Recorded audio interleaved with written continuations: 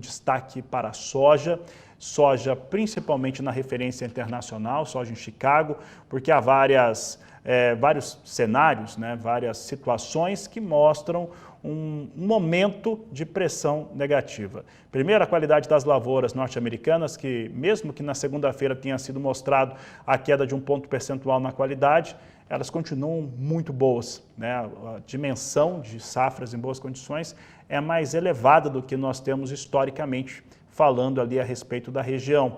Também a expectativa de ter chuvas, inclusive começando nesse dia 31 agora, nos próximos dias, de acordo com o NOAA, deve ter chuvas em áreas produtoras dos Estados Unidos. E a demanda que parece que não tem aparecido. Tudo isso joga o mercado para baixo. Vamos saber quais são os motivos, além desses, ou com estes motivos, que têm afetado os negócios com soja em Chicago. Para falar sobre este assunto, nós conversamos agora ao vivo com o Cristiano Palavro, da Pátria Agronegócios, analista de mercados. E, Cristiano, temos acompanhado um cenário, principalmente desde a semana passada, de fortes recuos para a soja em Chicago. Isso passa pelas questões que eu falei, tem também aquela questão das pequenas refinarias ali de biocombustíveis, tem outros fatores que vêm afetando os negócios com soja, mas, enfim, o fato é que a referência internacional vai recuando. Quais são os impactos dessas situações para a formação de preço internacional, principalmente quando a gente pensa na soja brasileira? Boa tarde, seja bem-vindo. Muito boa tarde, Fabiano. Prazer estar aqui novamente com vocês. Fabiano, os fatores principais para essas movimentações negativas são realmente esses fatores que você citou no começo de sua fala. Nós temos como, sem dúvida, como principal fator pressionando os preços em Chicago nesse momento, a boa evolução da safra norte-americana. Mesmo com esse corte de 1% aí nessa segunda-feira, na qualidade, no índice, né, de lavouras consideradas boas ou excelentes, o índice ainda está entre 14% e 15% superior ao mesmo período do ano passado. Então, isso deixa muito claro que a safra norte-americana é uma boa safra e que essa produtividade média, hoje projetada pelo USDA, ela pode sim ser alcançada tranquilamente, o que vai colocar ali 8, 9, 10 milhões de toneladas a mais de soja dos Estados Unidos no mercado a partir da colheita deles entre outubro e novembro. Esse, sem dúvida, é o principal fator negativo nesse momento. As previsões de curto prazo não mostram riscos significativos no radar para as lavouras americanas. Temos ali um cenário de poucas chuvas sobre o sul do país, principalmente pegando o delta do Mississippi, mas essa é uma região que, em termos de concentração de áreas, é pequena em relação ao cinturão e as planícies do noroeste do país. Então, de fato, é uma safra que está boa, está com previsões boas de produtividade. Quando a gente olha para o outro lado, não da oferta e sim da demanda, também preocupa. Depois ali de uma semana um pouco mais animadora, em meados de julho, nós já voltamos a ter vários dias sem novas indicações de vendas acima, pelo menos, de 100 mil toneladas reportadas pelo USDA. As vendas para o ano que vem somam menos de 3 milhões de toneladas ainda, até a última atualização da quinta-feira passada, e isso realmente preocupa, porque é uma soja americana que está chegando com mais volume do que o ano passado e tem uma demanda, pelo menos até o momento, menor do que na safra passada, uma combinação perfeita para impulsionar essas quedas observadas nesse momento. E, Cristiano, ainda que em algum momento, a partir de agora, tenha alguma ameaça climática nas lavouras americanas, tanto de milho quanto de soja, até porque a Pátria tem levantamentos, né, de campo nos Estados Unidos que também devem apontar para isso que eu vou falar agora. A qualidade da terra, a capacidade da terra em ter uma boa caixa d'água, um bom nível de umidade de solo ali é maior, o que acaba compensando, mesmo que tenha ali alguns veranicos, algumas situações de calor mais intenso.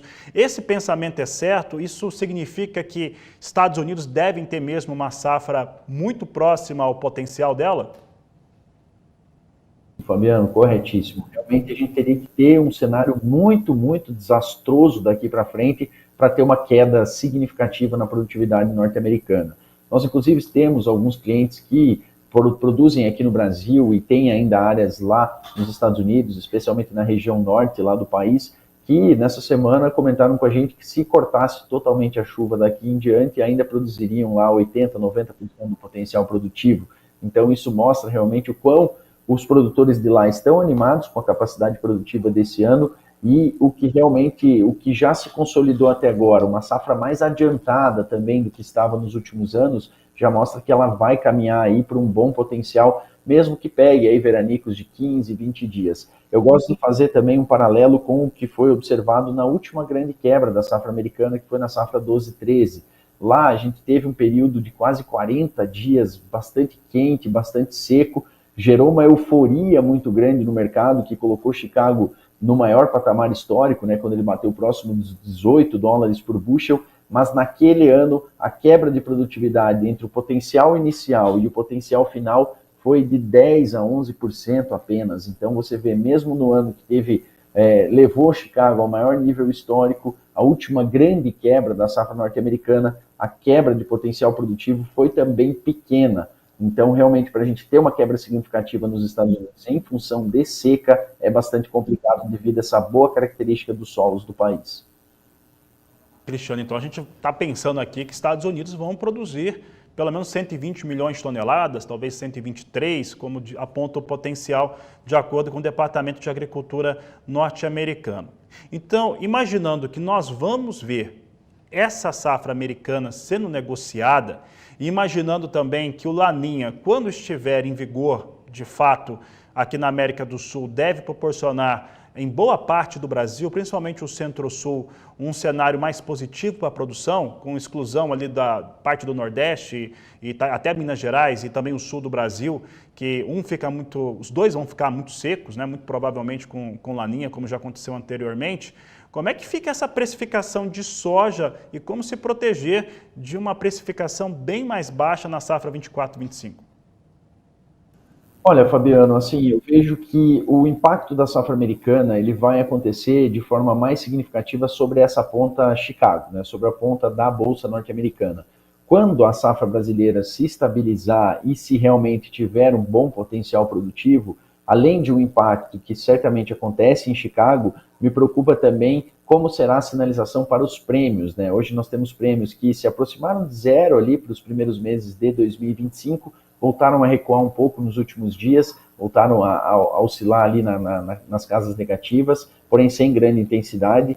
E aí, quando a safra brasileira se consolidar, o risco aos prêmios é maior, como a gente já viu aí, principalmente no ano de 2023, quando saímos de prêmios positivos, ali de 40, 50 centavos de dólar por bushel para casa de menos 200, menos 300. Não que isso vá acontecer, até porque com Chicago tão baixo, é muito difícil que a gente tenha prêmios tão baixos assim aqui em solo brasileiro, mas certamente com uma safra se desenvolvendo bem por aqui, a pressão vai acontecer. Qual a alternativa que o produtor tem diante desse cenário? Eu diria que pensar com mais, digamos assim, atenção nas antecipações de vendas, né? A gente sabe que boa parte da safra, a maior parte da safra ainda está em aberto, mesmo com esse risco, os níveis de venda antecipada ainda são lentos aqui no Brasil, então a alternativa que o produtor tem, pelo menos para cobrir custos, uma parte do potencial produtivo dele, seria avançar com vendas quando existem janelas de oportunidade, como vivemos já há poucos dias aí, o mercado estava bem melhor do que está hoje. Tivemos oportunidades que vêm de câmbio, tivemos oportunidades que vieram no próprio Chicago com algumas altas nos últimos, há 15 dias atrás, por exemplo. Então é aproveitar essas oportunidades para ir se protegendo um pouco mais, pensar de uma forma um pouco mais conservadora em relação ao potencial de preços para esse ano, para ir se protegendo aos poucos e construindo uma média para o ano que vem. O grande risco ao mercado é que, de fato, a oferta está crescendo mais que a demanda nas projeções, temos que deixar isso muito claro, né? Isso tudo está projetado, não podemos nem cravar que um Laninha vá se confirmar para o Brasil esse ano, ainda vemos maior probabilidade de uma neutralidade climática, mas mesmo uma neutralidade traz um cenário mais favorável ao Brasil, e aí o risco de uma oferta maior lá na frente é maior, e com mais oferta do que demanda, os preços podem se sentir.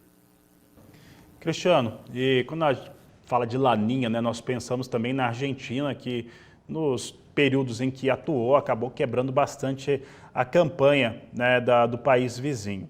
E o país vizinho tem tido algumas discussões do ponto de vista político também sobre as retenções, que são aquele tributo que eles colocam sobre diversos produtos agropecuários. Já teve um momento em que tentou se retirar, se reduziu parte dessas retenções. Essas retenções, inclusive, durante o governo da Cristina Kirchner, meio que arrebentou com a cadeia produtiva da carne bovina por lá. Então, eles têm um efeito negativo no país muito grande. Mas o que tem se falado por lá, e parece que foi uma promessa de campanha, é que ele vai, para o próximo ano, deixar de existir. Como é que essa informação tem, ou esse rumor, né, melhor dizendo, como é que esse rumor, como é que essa fofoca tem agido aí também no mercado internacional de soja? Tem que ser monitorado de perto, viu, Fabiano? Porque, de fato, ele é negativo quando se pensa em preços aqui no Brasil e quando se pensa em preços até em Chicago. Todo o cenário favorável que você traz para uma das origens de soja e que a tornam mais competitivas, como será o caso argentino, caso realmente o governo consiga reduzir ou eliminar as retenções, ela vai tornar esse país mais competitivo nas vendas para exportação. O impacto para a soja grão ele vai acontecer, porém um impacto limitado, não limitado pela retenção em si, mas um impacto limitado pela capacidade da Argentina em atingir o mercado global de grão de soja, né? Vai ser um impacto muito maior, por exemplo, para o farelo e para o óleo. E para um outro produto super importante aqui para nós também, que é o milho, né? A Argentina é um grande exportador de milho, apesar de ter uma produção de menos da metade do que o Brasil produz, é uma região de pouco consumo, né? Então, se eles produzem lá seus 50, 55 milhões, consomem apenas 15, então eles são grandes exportadores. Se a gente colocar esse milho argentino com mais competitividade no mercado, isso vai afetar as cotações lá em Chicago, isso pode sim afetar os preços aqui no Brasil. E é importante comentar, Fabiano, que o governo do Javier Milei, ele tem como meta, né, realmente reduzir ou isentar os produtores dessas retenções. Porém, não é fácil que isso aconteça, e até o próprio presidente colocou isso nas recentes falas, porque o país depende muito dos dólares que são retidos no país devido a essa política. Então, de fato, é uma fonte de receita importante para o governo e que, nesse atual momento, ele não consegue abrir mão devido à crise aí desses últimos anos que já viveram, né? É uma meta de campanha, mas o próprio governo vê com dificuldade que ele consiga zerar essas tarifas. Mas, de fato, precisamos monitorar essa possibilidade ou não, porque se forem tiradas essas tarifas, o produto argentino ganha competitividade e isso é ruim para os preços em outras origens, como Estados Unidos e Brasil.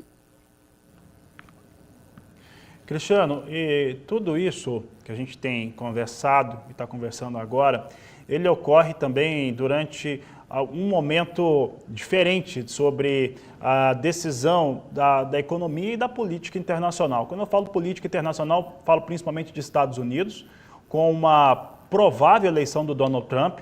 Creio até que ela era mais sólida, né, essa eleição do Donald Trump, quando o adversário era Joe Biden. Agora o cenário ficou um pouco mais nebuloso sobre esse aspecto, mas ainda Donald Trump, pelo menos entre os delegados lá nos Estados Unidos, parece que é o favorito ainda para ser eleito. Um outro aspecto é como que o cenário do mercado financeiro tem se comportado.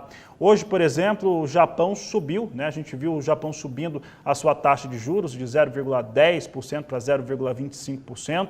Hoje ainda nós temos divulgação de taxa de juros nos Estados Unidos, expectativa de manutenção, e aqui no Brasil também uma expectativa de manutenção, mas vindo ali junto principalmente aqui no Brasil, um cenário falando que a coisa não está boa sobre vários aspectos, principalmente em relação ao custo fiscal, ao gasto fiscal aqui no Brasil. Como é que esses fatores acabam por influenciar, tanto no ponto positivo quanto negativo, o mercado de soja e milho? Olha, Fabiano, eu vejo que hoje os juros e toda a composição dos juros lá nos Estados Unidos, aqui no Brasil, em outras partes do mundo, e a relação que eles têm com o nosso câmbio, o primeiro ponto é que o mercado tem olhado mais, quando na formação do câmbio, para os nossos fatores internos e fiscais do que para a política monetária que se refere na taxa de juros. Então eu vejo que hoje o fator fiscal ele é muito mais importante para a formação do câmbio aqui no Brasil do que o fator monetário que se reflete na taxa de juros. Seria de se pensar que o Brasil realmente vai manter essa Selic nos níveis atuais hoje e que tenha grandes dificuldades para reduzir a Selic, pelo menos até o final do ano, enquanto o mandato do Campos Neto permaneça presente. Nos Estados Unidos, eu ainda sou um tanto quanto cético com a mensagem que o Banco Central americano vai trazer hoje no seu comunicado, que é até mais importante do que a taxa em si. Acho que todo mundo já espera essa manutenção hoje, mas está muito aguardando o que ele vai sinalizar para frente. Os dados de emprego, dados de alguns setores dos Estados Unidos ainda seguem mostrando resiliência econômica no país, e isso pode gerar com que o Fed venha com esses termos genéricos de novo, de que vai acompanhar a curva da inflação, vai acompanhar a curva de empregos e renda nos Estados Unidos, e isso pode gerar um sentimento de que essas apostas, que em setembro a taxa vai ser reduzida, elas percam força, e aí isso seja jogado mais para o final do ano, o que seria mais um ponto positivo para o câmbio. Então eu vejo que hoje a questão monetária ela fica um pouco em segundo plano frente à questão fiscal brasileira, mas a própria questão monetária, a definição de juros, na minha visão, ainda assim impede com que a taxa de juros, a taxa de câmbio caia consistentemente aqui no Brasil. Na nossa visão, na visão da pátria, o câmbio deve se manter alto, ainda elevado, e isso, de certa forma, é uma salvaguarda para o nosso mercado de soja, para os preços da soja aqui no Brasil.